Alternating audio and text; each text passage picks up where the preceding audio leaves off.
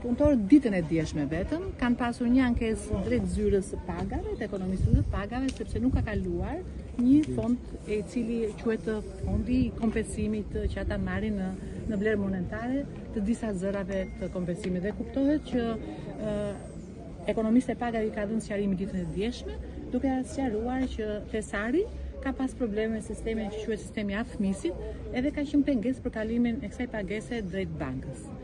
Sot sistemi ka kaluar, sipas informacionit që ka dhënë zyra e Tesarit, edhe punonësit brenda orës 1 do të jenë në bankat për të tërhequr pagesën. Kryetare, nuk është vetëm mungesa antidotës që është problemi i tyre, janë dhe disa kushte, kontenierët e tjera. Kjo ishte arsyeja që unë i takova ata, sepse ju e dini që ka qenë një nga vendimet e para të Këshillit Bashkiak që duhet të shkrijë ndërmarrja e pastrimit dhe gjelbërimit në një, për këto arsye që sot më vjen shumë miq dhe ju i faktoni, dhe me ata të drejtë thonë që koshat e plerave janë të amortizuara, vendet rreth koshave i shkaktojnë pengesa sepse herë janë në rrugë, herë janë në zona të cilat nuk kanë infrastrukturë ku makinat teknologjike i kalon pengesë. Ju e dini që ndërmarrja ka pas probleme të mirëmbajtjes makinave. Të gjitha këto janë shqetësime që unë personalisht i kam paraqitur pranë Këshillit Bashkiak për të mbrojtur vendimin që ndërmarrja duhet shkrirë. Edhe ju e kuptoni që ka qenë ngarkesa rreth 20 veta, kanë qenë territorin e Bashkisë Vlorës, në territor dhe sipërfaqe shumë të madhe,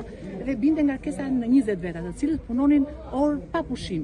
Kjo ka shkaktuar pa diskutim edhe zemratën e tyre. Në kuadrin e shkrirjes së dy ndërmarrje, ku ndërmarrja e pastrimit dhe gjelbërimit do të jetë 1, kuptohet që çdo rajon do të ketë një numër të lartë punonësit. Pra, është gati 30-35 punonjës sot që ne flasim në një rajon, edhe kuptohet që rajoni do të menaxhohet nga mbikëqyrësit me 35 punëtor, jo siç ka qenë me 2 punëtor vetëm.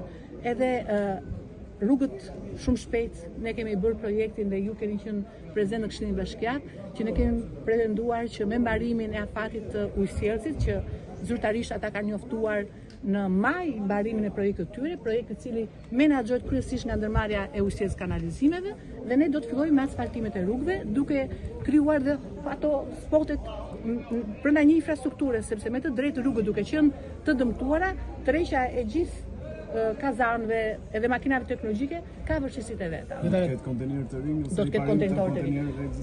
Ermal po ta shikosh në fundin e kësaj ndërmarrje ka kontener të rinj, por për shkak të infrastrukturës së rrugëve që ju e dini që është e dëmtuar, e ka bërë gjithë këtë vështirësinë e vendosjes dhe e zvendësimit të tyre. Një pyetje fundi, shkrirja e dy ndërmarrjeve, mendon se do të jetë më efikase? Unë mendoj në gjithë analizën që kemi bërë, se kur merret një vendim, ka një analizë dhe quhet analiza e riskut.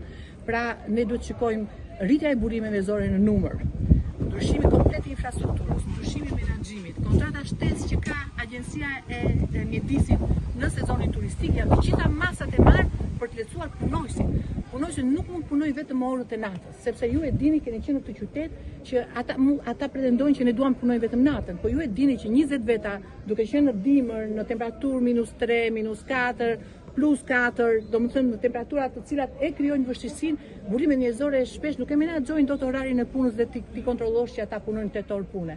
Dhe kjo ka qenë arsyeja që ne kemi menduar qyteti duhet pastruar 24 orë nëpërmjet tuneve, duke dhënë edhe aksesin e ditës së pushimit. Ata nuk kanë pas ditë pushimi.